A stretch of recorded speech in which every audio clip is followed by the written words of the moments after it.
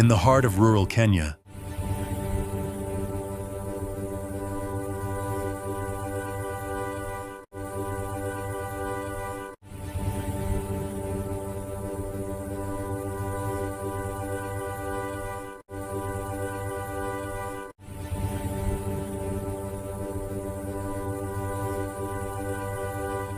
an elderly woman stood in her small garden staring at two tiny golden bundles, barely bigger than house cats.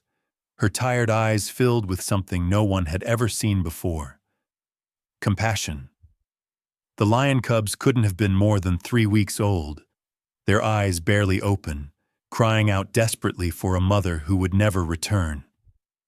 Poachers had killed her just hours earlier, and these babies were left to die under the scorching sun.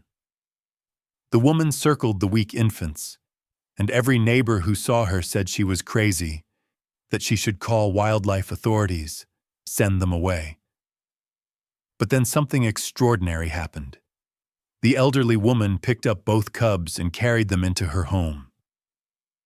And in that moment, a 70-year-old widow became a mother to two of Africa's most dangerous predators. Have you ever witnessed something so impossible that it changed everything you believed about the world? Nobody could explain it. Elderly women don't adopt wild animals. They certainly don't raise lion cubs in their homes. But this woman named Dorothy Mitchell, a retired school teacher who had lived alone on her small farm for 5 years after her husband died, seemed to understand that these orphaned babies were just like her, alone, forgotten, fighting to survive. It started on a morning that felt cursed. Dorothy had been tending her vegetable garden when she heard desperate crying coming from the acacia trees at the edge of her property. At first, she thought it was feral cats, but the sound was deeper, more urgent. She walked toward the trees, using her cane to navigate the rough ground. What she found made her blood run cold. A lioness lay dead in the grass, 3 bullet wounds in her side, and pressed against her cooling body were 2 tiny cubs, trying desperately to nurse. Dorothy's hands shook as she knelt beside them. She'd lived in Kenya her entire life. She knew about poachers, knew about the ivory and bone trade, knew that mother lions were often killed just for their teeth and claws. These cubs were collateral damage, inconvenient witnesses left to starve. She looked around nervously. The poachers might still be nearby. She should call the Kenya Wildlife Service, get professionals involved. These were dangerous animals that would grow into apex predators. But the cubs were crying. Their small bodies were dehydrated, covered in flies. Without intervention, they had hours left. Can you imagine making that choice? Risk everything to save creatures that could one day kill you? Dorothy made a decision that would change all their lives. She carefully picked up both cubs, tucking them against her chest, and walked as quickly as her 70-year-old legs could carry her back to her house. Her neighbors saw her. Word spread fast through the small village. Dorothy has gone mad. She brought home lion cubs. Someone call the authorities. But Dorothy ignored them all.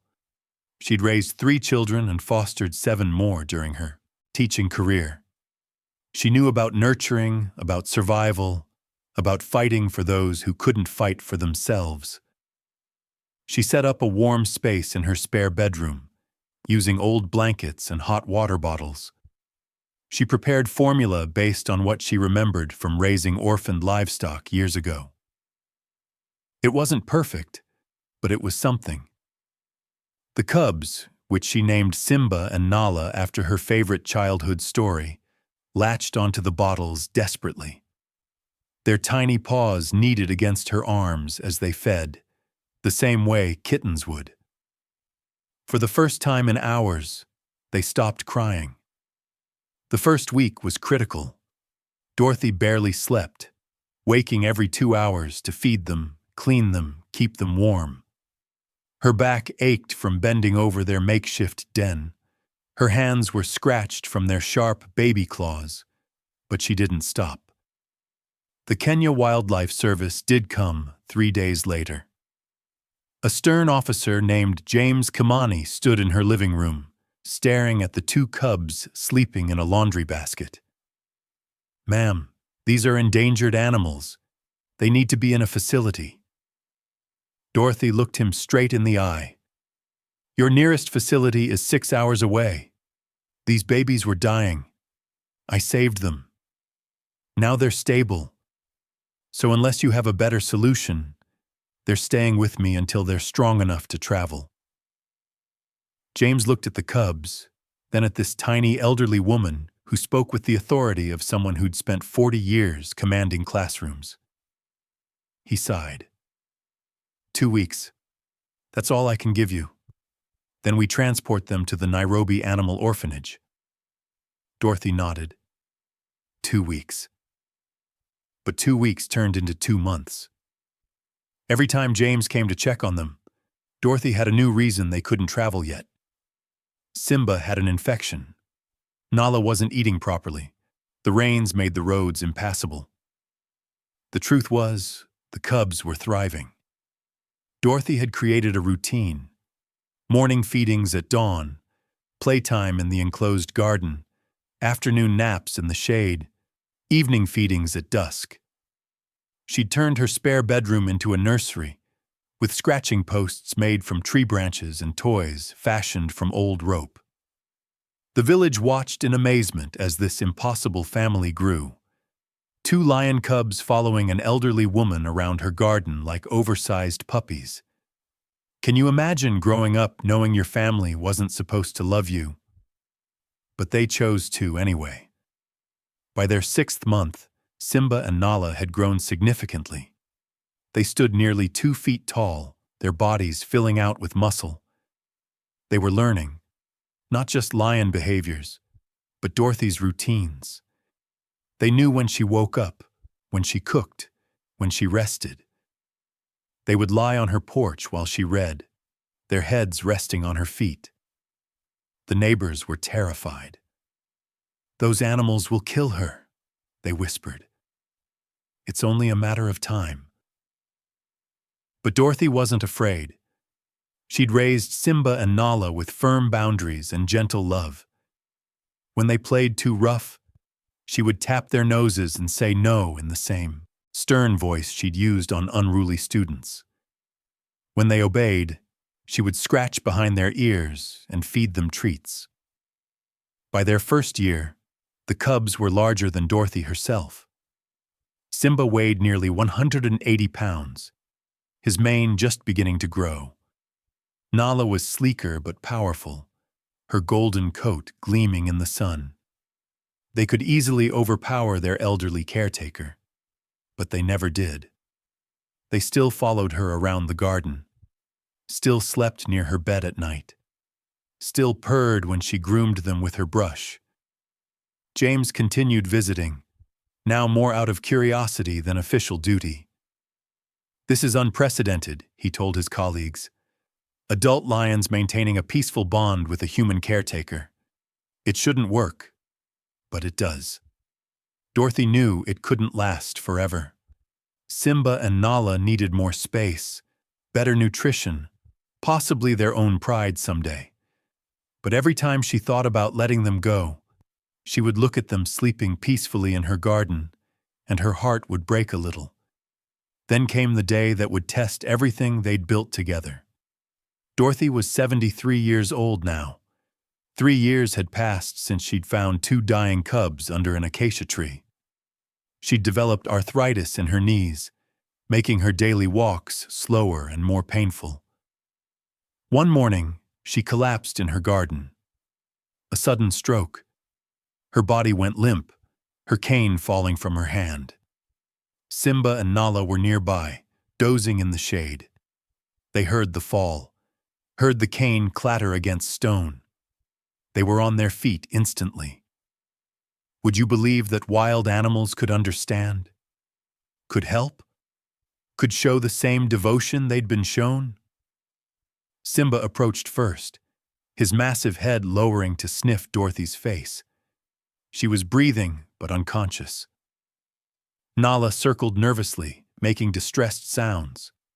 The nearest neighbor was a quarter-mile away. Dorothy lived alone in her isolated farmhouse. Without help, she could die right there in her garden. Simba made a decision. He began to roar. Not a hunting roar or a territorial challenge. A sustained, desperate call that echoed across the valley. Nala joined him, their voices carrying for miles. It was 9 a.m. The villagers heard the roaring and froze, lions roaring in broad daylight from Dorothy's property. Something was wrong. 3 men, including the village elder Peter Ochieng, grabbed their phones and ran toward her farm.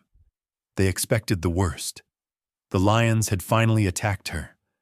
What they found made them stop in their tracks. Dorothy lay unconscious in her garden. Simba stood over her protectively, his body shading her from the sun. Nala had somehow dragged a blanket from inside the house and laid it over Dorothy's legs. When the men appeared, both lions turned toward them. Peter raised his hands slowly. "Easy. We're here to help her." Simba's eyes were locked on Peter, calculating. Then slowly, deliberately, the lion stepped aside. He didn't leave. He just moved enough to let the humans reach Dorothy. Peter knelt beside her, checking her pulse. "She's alive. Call for medical help. Now." The ambulance took 40 minutes to arrive. During that entire time, Simba and Nala sat 10 feet away, watching every move the villagers made. Not threatening, just watching, making sure their mother was cared for. When the paramedics loaded Dorothy onto the stretcher, Nala tried to follow. Peter gently blocked her path. "You can't go with her, girl, but we'll take care of her. I promise." Dorothy spent 2 weeks in the hospital. The stroke had been mild, but at her age, recovery would take time. She worried constantly about Simba and Nala. Who was feeding them? Were they okay? James Kimani took over their care personally.